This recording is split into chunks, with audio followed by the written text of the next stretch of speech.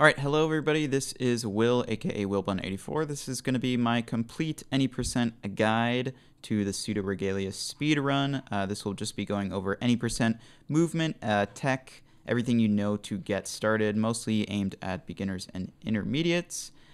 Players, I won't be going over the route, as you can just watch the route on speedrun.com. But I will be doing a separate video that includes advanced routing for players of all levels. That goes over the basic route and then essentially every other route that you could possibly think of as of now. But anyways, this is going to be just basic tech. I had another video planned, but it became way too long and way too much of a headache to edit. So I'm just going to try to go through this as quickly as possible. Please, if you're learning this for the first time, slow down the video when I'm showing you the tech. You can see my inputs on the bottom right-hand side. I probably will not be showing things more than 1 or 2 times to keep this all concise. So let's get started. Run overview. Our main character Sybil here has to collect 5 keys and enter the boss door and defeat the final boss named Princess. To complete the inner percent run. Out of bounds is allowed. The time starts when the first cutscene starts and ends with the final hit on the final boss. There are 3 big pieces of tech you're going to want to learn. One is called the Glidehop. One is called the Ultrahop. And the other one is a cling clip, which lets us get out of bounds.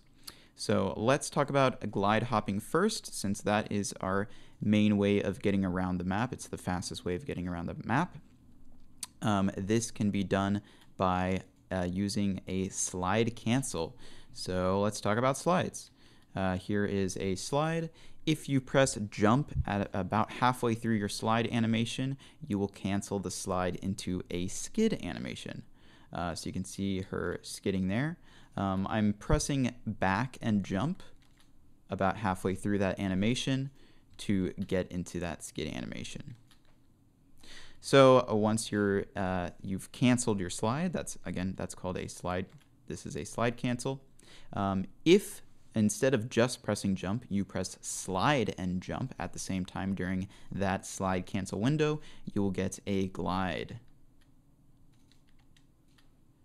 You can tell it's a glide by Sybil changes her stance. You can see she kind of goes onto her knees there. And you can chain these as many times as you want. So again, here I'm just pretty much mashing slide and jump at the same time. And you can see her stance changes.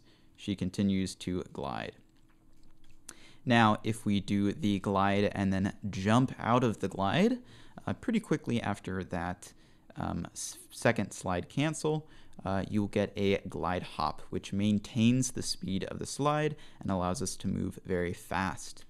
So the inputs for this will be slide, cancel that slide into another slide or a glide, and then you'll be jumping out of it. So, whoops, there's one.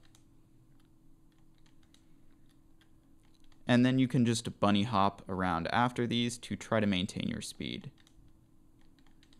Whoops. The better your timing for your jump input on bunny hops is, the more you will maintain that speed. If it's late or too early, you will lose a lot of speed. So let's say here, these are good inputs. I'm essentially releasing and pressing right before Sybil lands. That maintains my speed, but if I'm late there, you can see my speed stops a lot. So that is our glide hop. If you see that golden trail behind Sybil, that means you've gotten the perfect glide hop, which gives you the most speed. So you can see I just did it there, and I just did it there. All right, glide hopping. Another way to maintain that high speed bunny hopping is by ledge sliding. At any ledge, if you slide off and immediately start bunny hopping, you will essentially get that same speed. The speed you get, though, is relative to where you slide off from the ledge, how close you are. So let's say if I'm back here, I can get pretty good speed. If I'm about halfway through this block, that's probably the best speed. Quarter of the way, You can see it slows down a lot. And then at the very edge, no speed at all. So again, ledge sliding or glide hopping, easiest way to get around the map. So let's talk about the second biggest piece of tech is ultra hopping. This uses our slide cancel as well, but it uses a slide cancel plus a gainer. What is a gainer? If you're moving forward and you hold back, Sybil will enter that same skid animation. And if you press jump during that, you will do a backflip. However, if you press back and then forward and jump, you will do a forward moving backflip, aka a gainer. Now, if you do those inputs during the slide cancel window, you will do an ultra hop. So all of our inputs for that are going to be slide, cancel that slide with back and jump, and then press forward and jump right after the slide cancel to get an ultra hop. So on controller, it's essentially a stick flick and you're hitting a jump on back and forward. Cool. One thing to note here is that you do not need a perfect ultra hop, that one with the golden trail, to complete this run. You can just have the regular ultra hop and that will be just fine. You do not need the extra height. However, there are other ways to set up that perfect ultra hop because it is very hard to do. One of those is Coyote Time. What is Coyote Time? Well, if Sybil is near a ledge, she can actually kind of walk off of it and still be fine. If you jump during Coyote Time, where you've actually left a ledge, you can still input jump. You'll be able to get a little farther. So I'll try to do one now. You can see there, if you slow it down, that I've actually left the ledge, but I'm still able to do a jump input. Now, if we do an ultra hop, but we try to time our slide cancel with the end of a ledge, you will be able to do your second input during Coyote Time. Now, this 99% guarantees a perfect ultra hop. So if you need that extra height and distance, try to set up your ultra hop near a ledge somewhere. Let's see if I can get one real quick for you. So there's one. And again, 99% guarantees the, whoops. Wow, I'm bad today. There we go. 99% guarantees that perfect ultra. The last way to get a perfect ultra is a GU, a Glidehop ultra, which is just doing the gainer essentially out of a glide hop. So a glide hop, and then on that first landing, you're going to do your gainer inputs. So right as you land, you're going to be holding back to enter skid animation, and then forward and jump to do an ultra.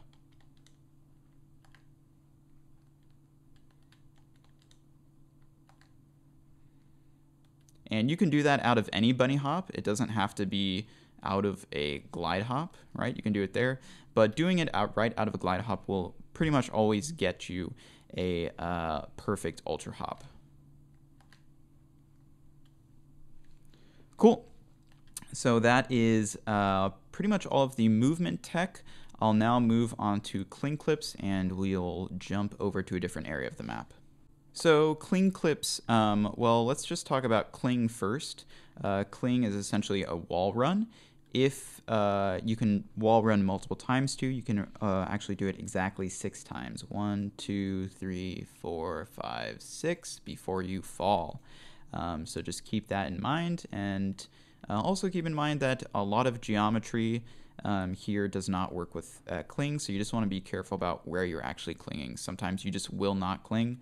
Sometimes if you jump into a corner, right, hold cling, you won't cling, but if you hold slightly different direction, you will cling, right? So there's weird geometry. Also works with ledge grabs. Sometimes you won't ledge grab, so just be careful where you're trying to do your clings. So cling clip works. Basically, we just shove Sybil into a corner, usually a 90-degree corner, and if you jump and then hold a direction press a direction and cling at the same time. Sometimes you can pop through that wall. So for this one, this is our theater cling clip.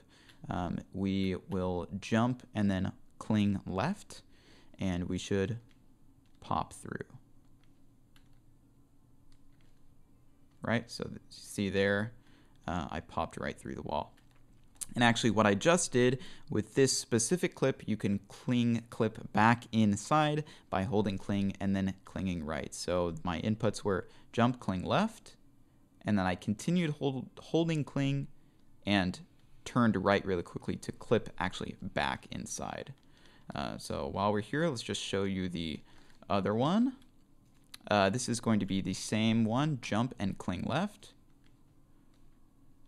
And you can see I got the double clip again as well. And those are the theater cling clips. So the other cling clips we'll be doing, you can do two various ones here in the Sansa Keep to get through the throne room door to get your first key. The first cling clip is going to be up here. We can escape through this little gap in the wall to get out of bounds. And then either goo or ultra hop over here to this corner. You're going to want to line yourself up perpendicular at a right angle to this door frame here. Jump and cling left. Now you can see I'm not getting it probably because my angle isn't good. And I'm setting up my angle with WASD. I have it mapped to my D-pad. But keyboard and mouse players, you're just using your regular WASD. This is a good time to mention that height usually matters for these, so you'll want to learn what exact height you're pressing it at. So that was one, again, just jumping and clinging left, about a medium height jump. And then for this one, it's really easy. You just do a backflip into the wall, hold forward and cling, and you'll cling right through. That's it. So again, just backflip and hold cling basically, and you're fine. Then you'll hit that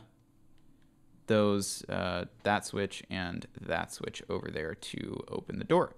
But I'm going to show you one more cling clip. This is slightly harder, and it's going to be a little difficult to explain mid-air, so I'm just going to tell you right now. If you can see these lines on the wall, 1, 2, 3, all the way up there, you're going to want to be just above that third line. You're going to cling into the corner, and then the inputs go as so. You're going to jump, so we'll be kind of in this corner. You're going to jump and hold right to turn Sybil to the right, so she's facing about that angle. You're going to release the directional stick, and then you're going to hit cling and right at the same time. So again, you're going to cling into the corner, jump, press right to get that angle, release the directional input, and then cling right to pop through that block. Happens very fast, so again, slow down the video if you need to. Then we can just jump around here, move left towards the door, and pop out. To get out of this room, if you've done that clip, you're going to need to cling clip back through this wall. Essentially, we're setting up another right angle and then clinging right to pop through. Sometimes it works a little bit better if you kind of have this angle.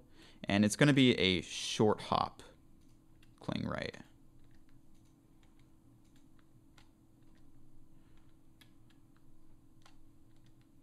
All right, and there you go. And then just move left. You should fall through the floor, and you'll respawn back at the entrance. The last cling clip I'm going to show you is the underbelly one. This is the best cling area to practice on because you can do it multiple times without having to reset your save.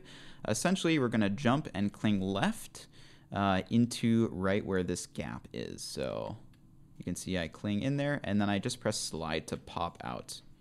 And the good thing about this one is you can keep doing it back and forth to practice many times. You can also do it over here.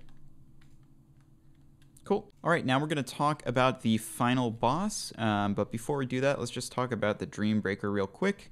If you press attack 3 times, you can chain together several attacks. So here's one attack. Here's 2 attacks. here's 3 attacks. Now, the recovery time for your third attack is a lot longer than your second attack. So what we like to do is chain together double attacks. And you can practice these on save states, because if you're swinging normally, sometimes the buffering system thinks you're doing a third strike. It happens to work differently when you're actually hitting something. So practice on a save state. Best advice I can give is you're kind of hitting those two attacks as quickly as you can, and then waiting for that animation to end, and then going again. You see, I'm just going real quickly. One more thing to mention before the boss is you'll want a level 3 Indignation. You can see in the top left-hand corner, I have the level 3 there. My bar is full. You get that from hitting enemies around the map. 3 strikes will always kill the enemies that we encounter in this run, which is mostly the mouse and egg enemies.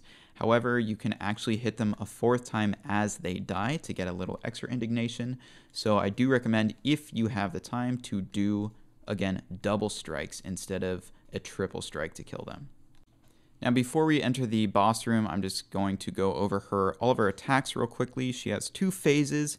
The second phase is denoted by the sound of glass breaking, so when you hear that, you know you are about halfway through the fight. The only thing that changes in the second phase is her weak volleyball attack. Happens multiple times. We'll just talk about that right now. So that first attack, again, a weak volleyball attack. She fires a volleyball at you. It can be volleyed back with a strike. And that is the one that changes in the second phase. In the second phase, she will teleport multiple times and fire more volleyballs at you. That's pretty much the only thing that changes. The next attack she does is a Spirit Bomb, where she'll stand in one place, charge up a Spirit Bomb, and launch it at you. This is one of 2 attacks that if you attack it when it hits you, you will not take damage. So the best strategy for this attack is to get as close to her as possible while she's charging it up, and when she sends it at you, attack her and the Spirit Bomb at the same time, which will nullify the damage of the Spirit Bomb, hit her, and also the Spirit Bomb will do damage to her. So that is a great attack to get during the first phase. If she launches at you and you're not near her, just attack it, and again, that'll nullify the damage.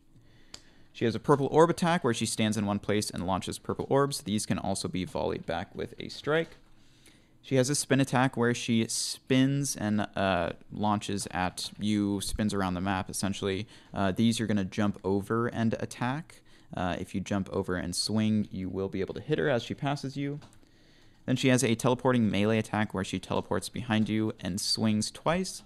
For this, you're going to wait for the telegraph of that attack, and then again just jump over, and you can swing midair to get some hits in.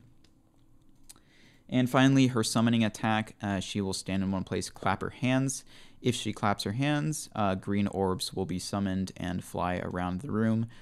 This is another attack that if you swing, when it hits you, you will nullify the damage. And if you get to her and you're able to hit her before she claps her hands, the summon won't work. So let's just jump in, and I will show you just a little bit of the fight and talk about some of the attacks. You can also hit her on the way down here if you time it correctly, like that. So let's see. Whoa, she's really freaking out. So this is the spinning attack. She also did a summoning attack. For the general strategy for this fight is essentially to dodge all of her. Oh, let me show you the. So you can see there, I swung through the Spirit Orb to nullify the damage. That was her melee attack that you can jump over. We got another summoning attack. Another teleporting melee attack. And again, the general strategy here is to dodge, and then you're going to do a double and a triple strike on her. That's usually what you can get in before she teleports again. She usually teleports twice and then does an attack. Here's the spinning attack. You can jump over and hit her like that. Then double, and then a triple. Oh, didn't quite get it that time. Double, triple. And that's essentially it. Just dodge, double, triple. So now we're in the second phase. You can see that is the more powerful attack that she does, the volleyball attack. Waiting for her telegraph to jump over that melee attack. Another spinning attack. I think we still haven't seen the purple orb attack. Let's try to stay alive maybe for that one. I'm going to heal here. Oh, there's another orb. Again, I'm just attacking through it to nullify the damage. Another summoning attack. There we go. There's a purple orb. Again, these can be launched back with a strike. And I think you have seen everything. So let's finish this up. I'll play as if I normally do. If she is in midair, you may have to do a jump or an ultra hop to get up to her and then strike. All right, and that's the whole fight. So it can be daunting at first, but again, the general strategy is just to dodge all of her stuff and get in that double and triple strike. And if you practice it, it's very easy. You'll want to do it without healing because then you can keep your indignation and that cuts the fight time in about half. All right, with that done, I don't have anything else for you. Again, routing wise, go check speedrun.com, watch some of those videos to see what the route is, and I will also do a separate video on more advanced routing that goes over all the routes we know of as of now. But thanks for watching.